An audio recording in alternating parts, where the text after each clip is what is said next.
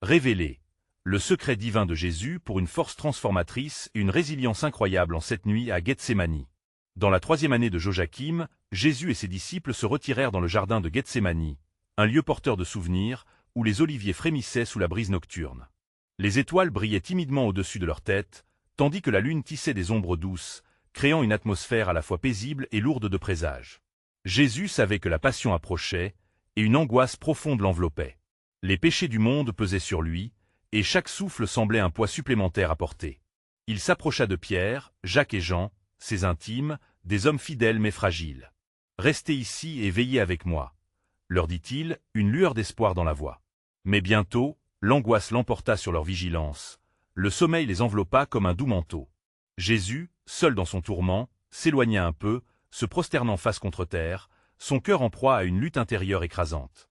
Ses mots s'élevèrent comme une supplication. « Non pas ce que je veux, mais ce que tu veux. » Les gouttes de sueur, grosses comme des gouttes de sang, tombèrent sur le sol, une manifestation tangible de son combat entre sa divine mission et son humanité. Pierre, à peine éveillé, se débattait avec ses doutes. Les paroles passionnées qu'il avait prononcées par le passé résonnaient en lui, mais du fond de son cœur surgissait une inquiétude.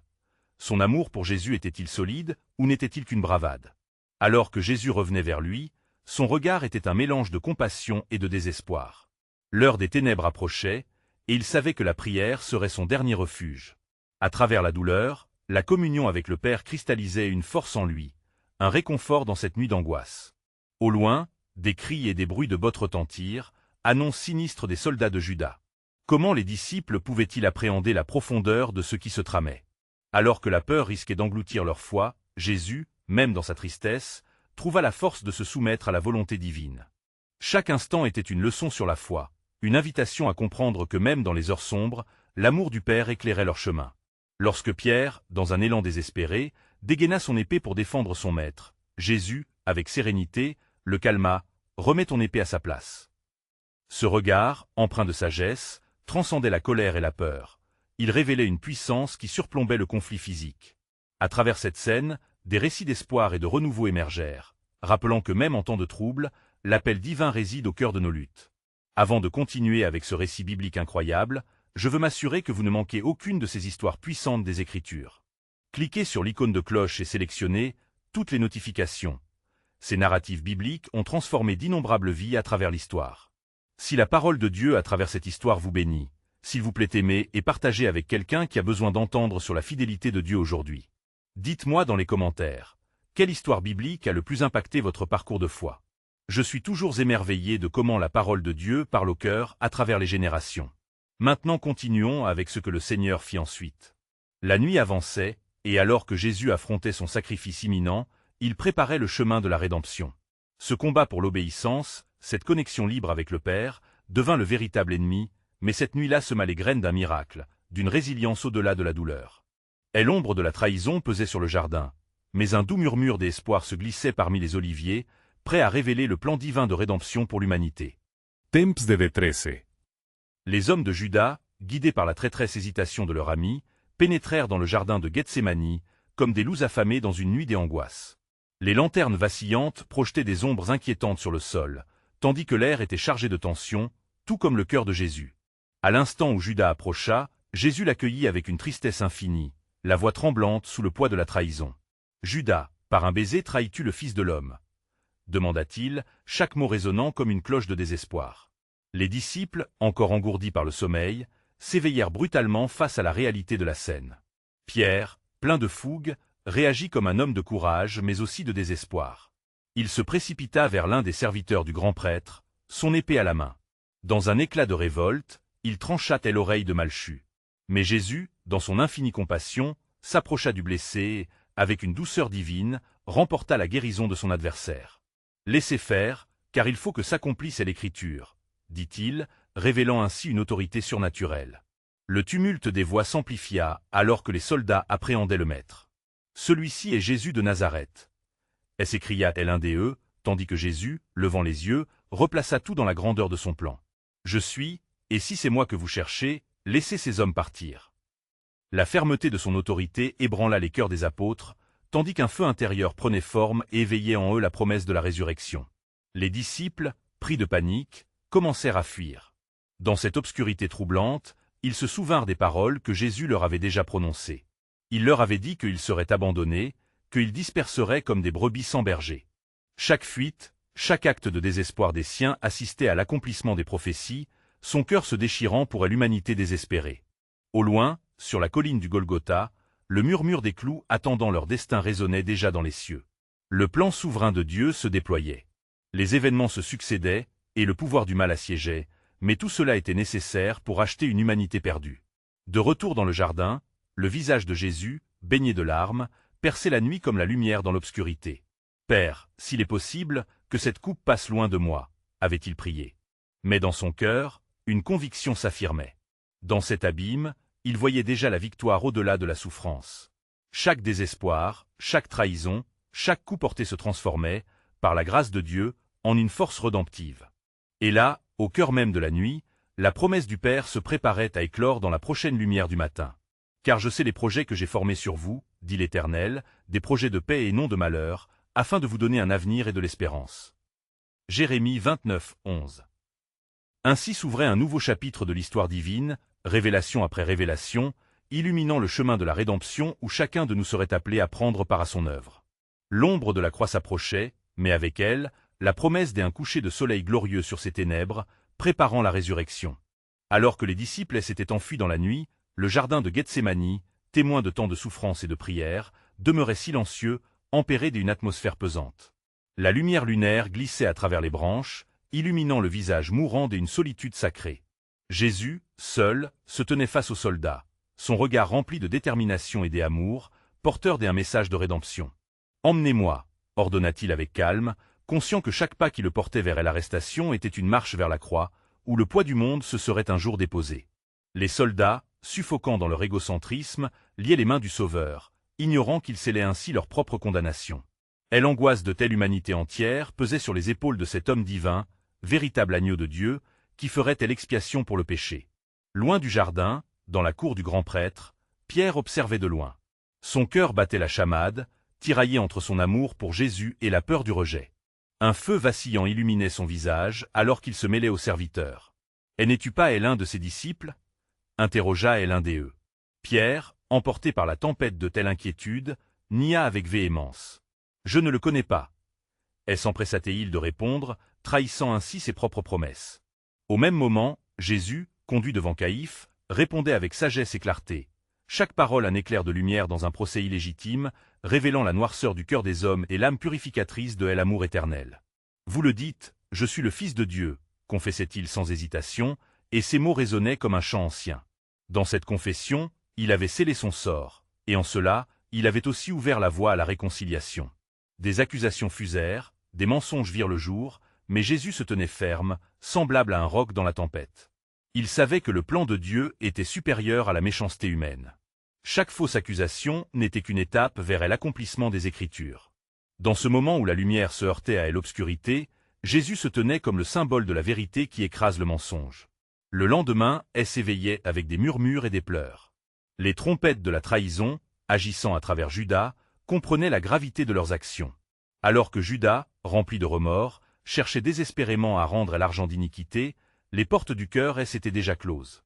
Il est écrit, « Celui qui mange avec moi a levé son talon contre moi », annonça Jésus, révélant le poids terrible de la prédestination. Les disciples, cachés dans l'angoisse et le désespoir, prenaient soin de faire grandir leur foi à la lumière des promesses passées, leurs pensées tournées vers l'enseignement de leur maître. Une douce brise les réconfortait, comme si chaque souffle de vent rappelait l'œuvre à venir, celle qui changerait à jamais le cours de l'histoire humaine. Les promesses de Dieu étaient encore tenues dans la mémoire des cœurs en détresse. « Il ne vous abandonnera pas, il ne vous délaissera pas », répétait-elle un des eux, les yeux levés vers le ciel étoilé, les larmes se mêlant à une lueur d'espoir.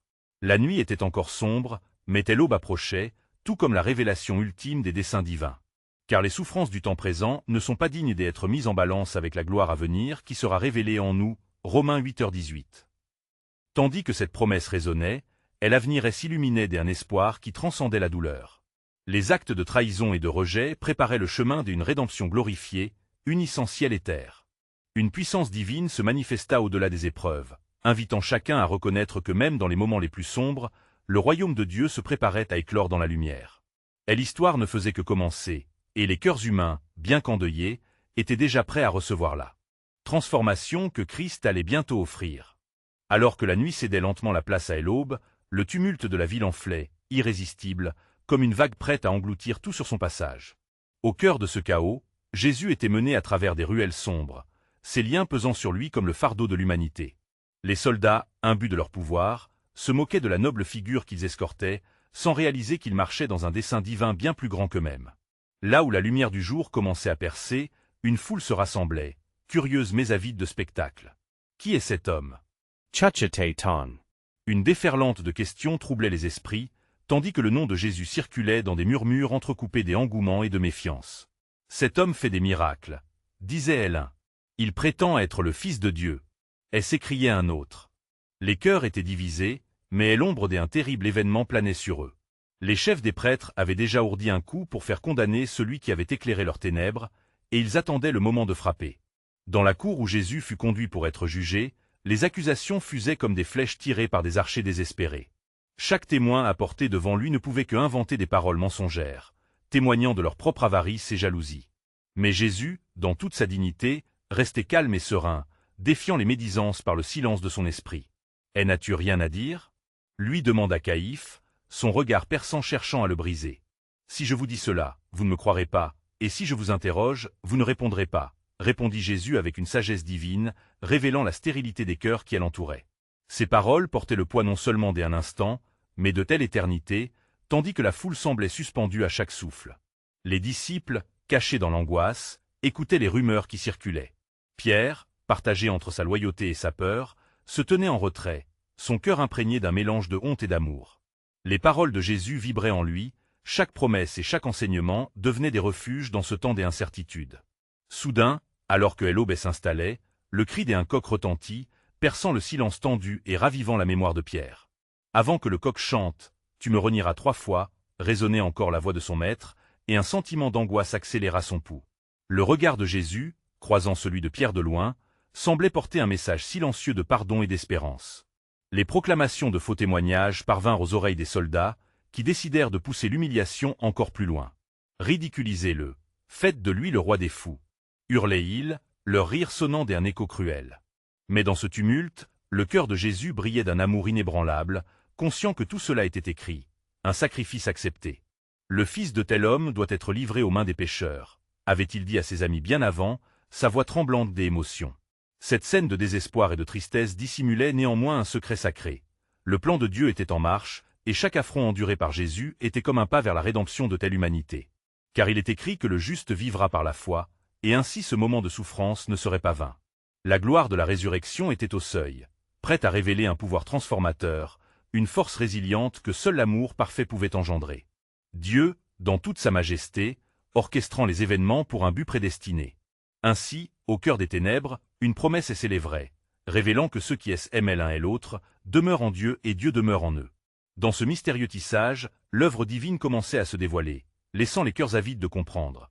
Qui est cet homme qui, par ses souffrances, astreint à la gloire de son Père?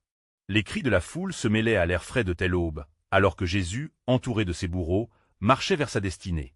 Les soldats, sadiques dans leur joie, lançaient des petits mots venimeux, persuadés que leur mépris dépeignait la véritable nature du condamné.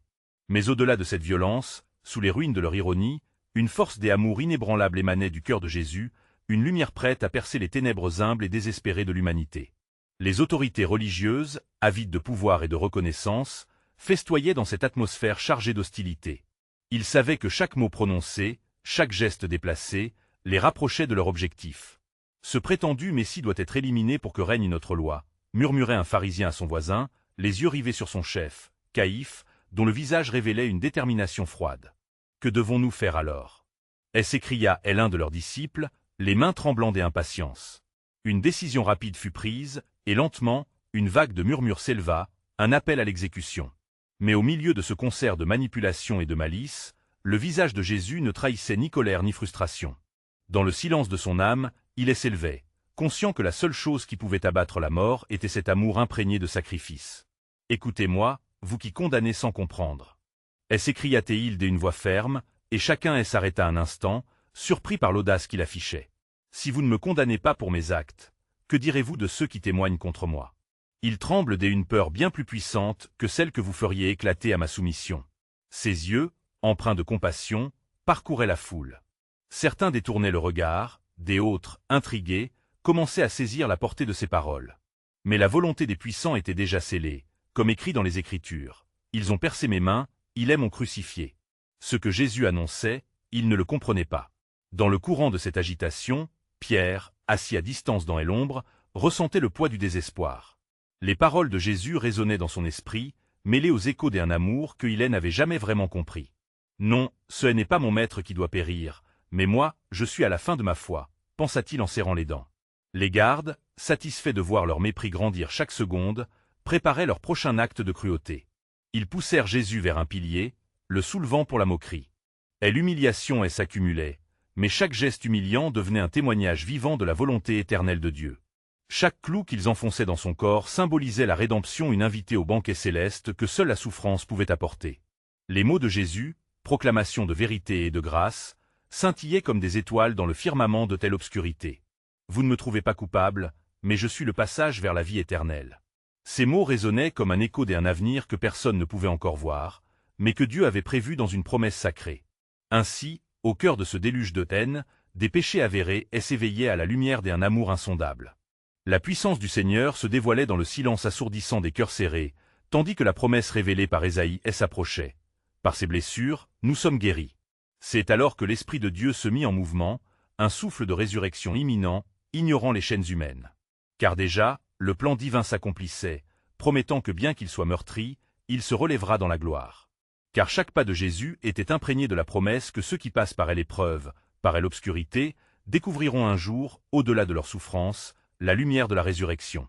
Car il est écrit, « Je ferai de vous un peuple à moi, et je serai votre Dieu. » Dans ce drame se cachait un chapitre encore à écrire, orné de miracles et de foi, alors que le monde entier attendait une réponse. Comment la tristesse pourrait-elle se transformer en joie? Alors que Jésus avançait, soutenu par une miséricorde divine, les cris de la foule s'intensifiaient, mélangeant colère et moquerie.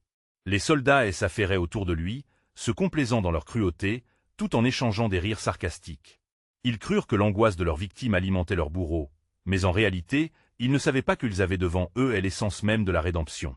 Jésus, bien que blessé par des paroles vénéneuses et des actes méchants, ne perdait pas de vue le chemin qui lui était tracé. Dans son cœur, il portait le poids du monde entier, une douleur qu'aucun homme ne pourrait véritablement comprendre. « Père, pardonne-leur, car ils ne savent pas ce qu'ils font », murmuraient les Écritures, et ses pensées étaient déjà tournées vers ceux qui le rejetteraient. « Regardez cet homme », clamait un soldat, désignant Jésus avec dérision. C'est celui qui prétendait pouvoir reconstruire le temple en 3 jours. Sa provocation fit naître des murmures approbateurs au sein de la foule, mais ces mots ne touchaient pas le Sauveur. Au contraire, chaque affront devenait une prière silencieuse pour la libération des captives aux chaînes du péché. Au loin, Pierre observait la scène avec une montée d'angoisse. L'image de son maître, humilié et torturé, déchirait son cœur. L'angoisse se mêlait à la culpabilité, car il se souvenait des promesses des ardeurs qu'il avait faites, des déclarations de fidélité absolue. « Même si tous te quittent, moi, je ne te renierai jamais », avait-il juré. Pourtant, alors qu'il assistait à l'injustifiable, sa faiblesse s'emparait de lui. La peur de l'association avec Jésus devenait trop immense. « Il n'est pas le roi que nous attendions », chuchotait l'un des pharisiens. À ces mots, un murmure se propagea à travers les rangs des soldats et des spectateurs. Un roi dans le déshonneur, un porteur de croix, où est le triomphe dans cela? Mais au milieu de leur désespoir, la voix de Jésus s'éleva une fois de plus, emplie d'un souffle de puissance qui ne pouvait provenir que d'un amour divin. En vérité, je vous le dis, si le grain de blé ne tombe en terre et ne meurt, il reste seul. Mais s'il meurt, il porte beaucoup de fruits. Cette déclaration, déjà prophétique, résonnait en écho aux cœurs assouplis par l'angoisse et la peur. Les mots de Jésus, bien qu'imprégnés de douleur, étaient ceux d'un enseignant passionné, rappelant à tous la promesse d'une vie nouvelle. Il ne se battait pas pour son innocence, mais pour l'amour qu'il portait à ses brebis égarées. En cet instant, le drame ne serait pas un simple jugement humain, mais un acte de la souveraineté divine, un sacrifice pour tous. À l'heure où Jésus se tenait devant la foule, une ombre de compréhension commençait à passer sur certains visages. Les murmures se transformèrent en dialogues hésitants, ceux qui avaient ri commençaient à réfléchir. Pierre, à distance, sentit son cœur se briser alors qu'il réalisait l'ampleur de tel amour que Jésus manifestait même pendant son supplice. « Que feriez-vous pour celui qui donne sa vie pour ses amis? pensa Pierre avec angoisse, ses mains tremblant de larmes. Au loin, Caïphe et les autres prêtres scrutaient indignement la réaction de la foule, désireux de maintenir leur autorité au prix de la vérité. Mais les paroles de Jésus, pleines de force et de sécurité, s'élevaient comme un chant céleste dans le tumulte. « Voici, je fais toute chose nouvelle. » Résonnait sa promesse. Les promesses de Dieu ne peuvent être anéanties, car déjà un plan éternel s'établissait à travers cette souffrance, illuminant l'obscurité par un chemin vers la rédemption. Alors que la croix se profilait à l'horizon, une révélation émergeait. Même la mort serait vaincue, et par son sacrifice, un nouveau pacte serait scellé. Et il en résultera un peuple qui sera appelé par mon nom, se souvenaient les Écritures, alors qu'une nouvelle ère de grâce se préparait à jaillir. Parce qu'il est écrit, quand le moment sera venu, il fera de toutes choses un nouvel ordre. Quelle merveille divine se cache encore derrière cet acte ultime des amours. C'est à ce moment-là que l'écho d'une promesse se faisait toujours entendre, révélant que la lutte pour la lumière venait de commencer. Alors que Jésus continuait son cheminement douloureux vers le lieu du supplice, la foule, de plus en plus agitée, souhaita la chute de celui qu'elle considérait comme un imposteur. Qu'il soit crucifié, criait-on, et ces mots résonnaient comme des tambours de guerre, marquant le passage à un moment charnière de l'histoire. Les soldats, tout entraînant Jésus vers le Golgotha, se moquaient de lui, et leurs hilarités gobaient l'air lourd de désespoir. Cependant, Jésus, calme au milieu de cette tempête, sentait déjà le poids de l'humanité se dresser sur ses épaules. Chaque pas qu'il faisait était un pas vers la rédemption, mais aussi vers l'abandon total, et cela le poussait à prier davantage. « Père, en tes mains je remets mon esprit. » Ce souffle était une déclaration d'abandon dans les bras du Très-Haut, même alors que son corps était cruellement maltraité. Tout près, Pierre tâtonnait dans la confusion, son cœur se déchirant à chaque cri de la foule. « Je suis un homme pécheur », pensait-il, regrettant chaque moment de faiblesse. Le souvenir de son engagement résonnait en lui comme une cloche qui sonnait l'urgence. Si je pouvais simplement le défendre, prouver que ce n'était pas un impie, que c'est le Messie. Mais la peur paralysait ses membres, et il se cachait dans l'ombre, observant de loin, son âme tourmentée. L'arrivée au Golgotha fut marquée par un silence pesant, une anticipation qui étouffait les cris. Les croix, dressées comme des témoins silencieux de l'abomination qui allait se produire, s'élevaient dans le ciel sombre. Jésus, dénudé et meurtri, s'approcha de sa propre croix avec une dignité tranquille qui défiait l'horreur de son sort. « Ce n'est pas en vain que je souffre », semblait dire chaque mouvement, et, tournant son regard vers le ciel, il pleura, non pour lui-même, mais pour le monde entier. Alors qu'il s'accrochait à la croix, Jésus eut une vision. Il voyait au-delà de la souffrance physique, au-delà du déshonneur qu'on lui infligeait. Il percevait les âmes perdues, les cœurs endurcis, tous appelant à l'espoir qui naîtrait de la mort. L'amour rédempteur brûlait en lui comme une flamme sacrée, illuminant l'obscurité de telle humanité. « Je suis le chemin, la vérité et la vie. » Les poignées de clous transpercèrent ses mains et ses pieds, et il ressentit chaque douleur comme une offrande au Père. Alors que la croix le portait dans un abîme de souffrance, il fixa ses yeux sur ses bourreaux, murmurant avec une voix faible mais pleine d'autorité. « Père, pardonne-leur, car ils ne savent pas ce qu'ils font. » Ces paroles se répercutaient dans l'air comme une onde de transformation, un appel à la miséricorde divine. Il offrait la voie de la réconciliation, alors que la souffrance s'intensifiait. Les voiles du temple se déchiraient en cet instant, symbolisant que le mur entre l'homme et Dieu était abouti. Une obscurité palpable s'abaissa sur le pays, et la terre trembla, comme si toute la création elle-même résonnait avec le poids de cet acte rédemptif. « Est moment est saint », pensaient les témoins, certains plongés dans la confusion, d'autres trouvant dans cette horreur une étincelle de révélation. Dans cet acte ultime de don de soi, il instaurait un nouveau pacte, un appel à ceux qui croiraient en lui, qui aiment acceptent, à la vie éternelle. Quand tout semblait perdu, la promesse de Dieu était sur le point de se réaliser dans la découverte d'un mystère plus grand que la mort elle-même. Que se passerait-il alors que des promesses s'éveillaient au sein de l'obscurité? Quand il disait « tout est accompli », il plantait les graines d'une nouvelle création. Car il est écrit « celui qui croira en moi, même s'il meurt, vivra ». Quelle révélation profonde émergerait encore de ce sacrifice glorieux? Les cieux s'apprêtaient à s'ouvrir, et le plan mystérieux de Dieu pour l'humanité ne faisait que commencer à se révéler. Alors que l'obscurité enveloppait le Golgotha, une tension palpable régnait. Les ténèbres semblaient peser non seulement sur le lieu du supplice, mais sur l'ensemble de l'humanité, comme si la création elle-même retenait son souffle face à la douleur du Fils de Dieu. Chaque clou enfoncé, chaque larme versée était une déclaration d'amour inconditionnel, mais aussi un appel à la réflexion. Les cieux, pourtant, demeuraient silencieux, attendant le moment parfait pour se révéler. Accomplissant chaque prophétie gravée dans les Écritures, Jésus poursuivait son ultime mission, même alors qu'il se préparait à rencontrer la mort. Dans son cœur brisé, il comprenait que son sacrifice n'apportait pas seulement la rédemption à ceux qui croiraient, mais illustrait également la profondeur du péché humain et le besoin désespéré de grâce. Alors, dans un souffle à peine audible, il murmura « Mon Dieu, pourquoi m'as-tu abandonné ?»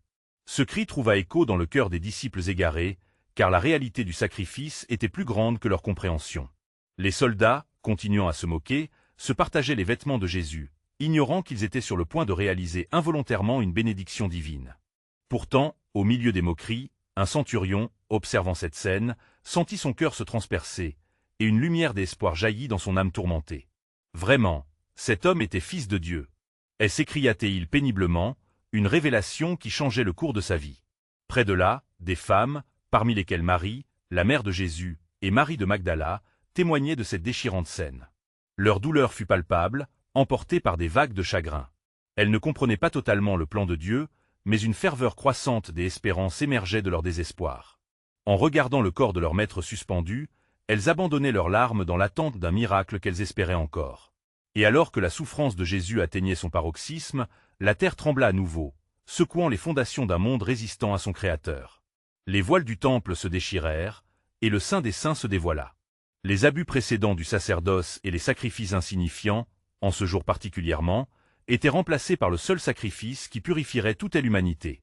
Non loin, des pierres se furent brisées, comme si la création allait elle-même témoigner de la grande œuvre de rédemption. Enfin, avec une voix puissante, Jésus proclama « Tout est accompli ». Dans cette déclaration, il scella un nouveau chapitre. Les cieux commencèrent à vibrer, et le plan souverain de Dieu s'apprêtait à se déployer avec une force inégalée. La mort n'aurait plus le dernier mot, car sa résurrection imminente secourait les fondements mêmes de tel enfer. Tout en faisant face à ce mystère grandiose, les témoins étaient partagés entre la terreur et un émoi sans bornes. Leur cœur devait maintenant se préparer à recevoir davantage que ce qu'ils pouvaient imaginer.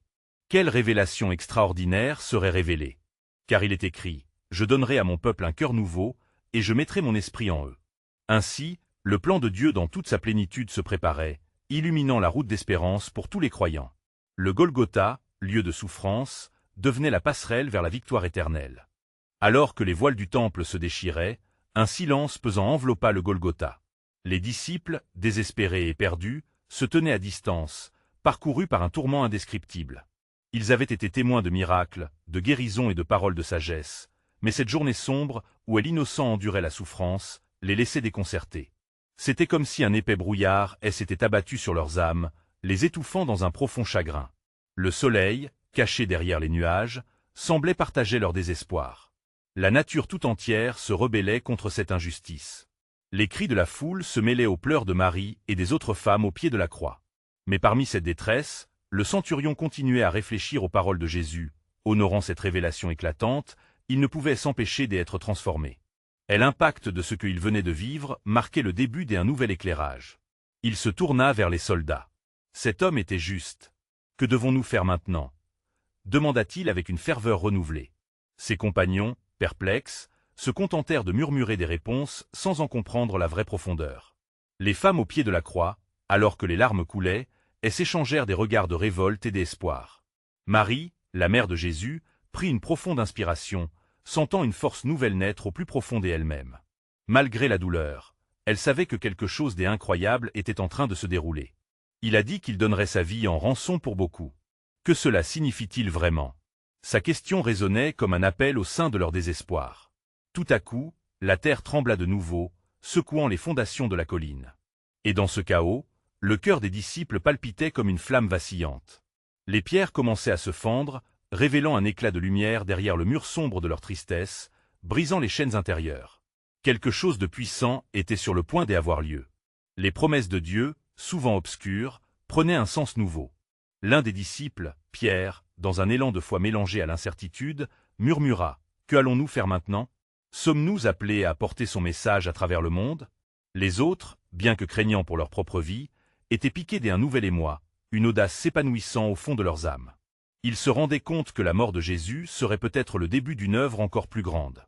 Marie de Magdala, tantôt pleine de désespoir, finit par se redresser fièrement, déterminée.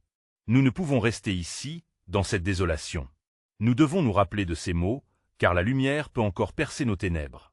Soudain, tandis que les éclats de lumière se répandaient, un homme mystérieux se tenait devant eux, émergeant des ombres. C'était un ange du Seigneur dont la présence signifiait l'air même autour d'eux. « N'ayez pas peur », déclara-t-il avec une voix de trompette. « Je sais que vous cherchez Jésus, le crucifié. Il n'est pas ici, il est ressuscité, comme il l'avait dit.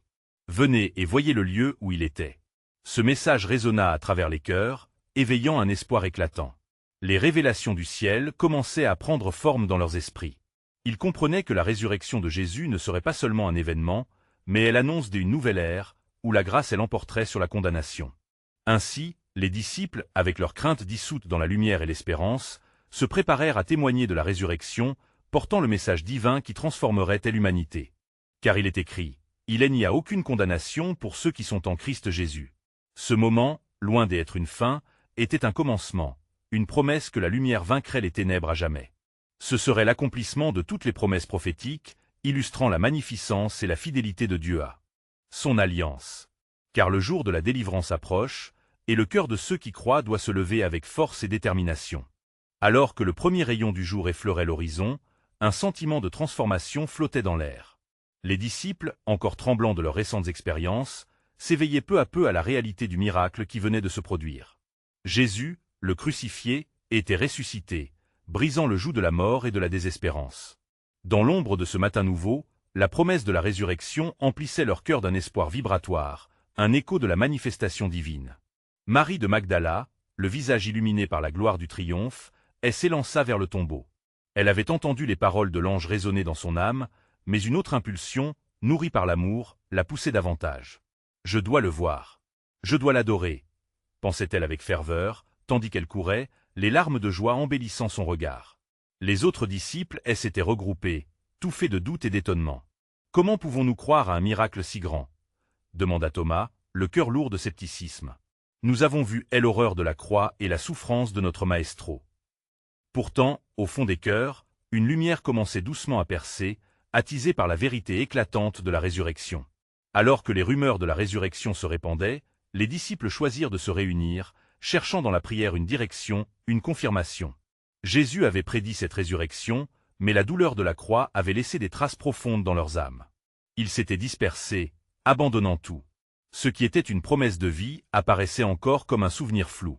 Dans une chambre haute, alors que le vent doux fouettait les rideaux, ils se rassemblaient dans le silence. Ces promesses résonnaient en eux, mais la peur s'accrochait encore à leur être. « Que signifie cela pour nous? Qui serons-nous maintenant » murmura Jean, les mains tremblantes.